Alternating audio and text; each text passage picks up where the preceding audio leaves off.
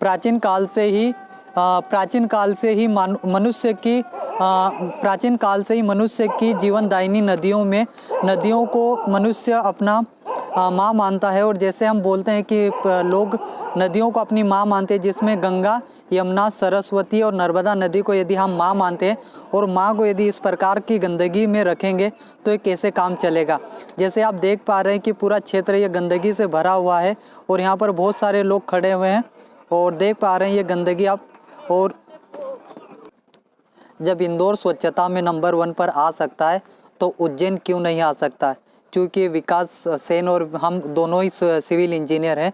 जब इंदौर स्वच्छता में नंबर 1 आ सकता है तो इंदौर के बाद में उज्जैन भी कहीं ना कहीं इस नंबर 1 की स्थिति पे आ सकता है, क्योंकि ये ज़रूरत सिर्फ हमारी है और इसे सुधारने का काम भी हमारा ही रहेगा।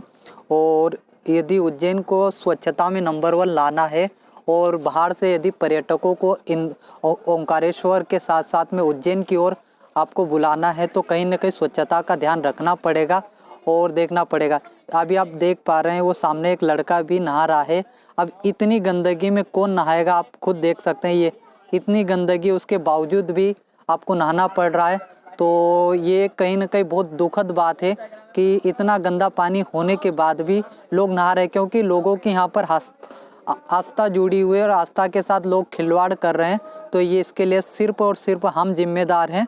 और ये सारी चीज़ें आप देख पा रहे हैं, पूरा ब्रिज गंदगी से भरा पड़ा है, ये देख पा रहे हैं आप। अभी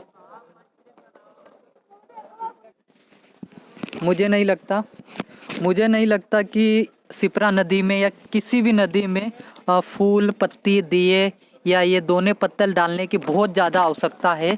और यदि सच में डालने की आवश्यकता है भी तो उसके लिए साफ सफाई नहीं हो सकती क्या, आप बताइए।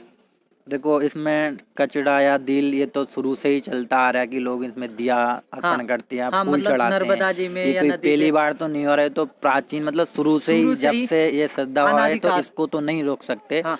लेकिन सफाई ना होना एक वो, क्योंकि हम 2-3 बार आ चुके हैं यहाँ पे। अच्छा।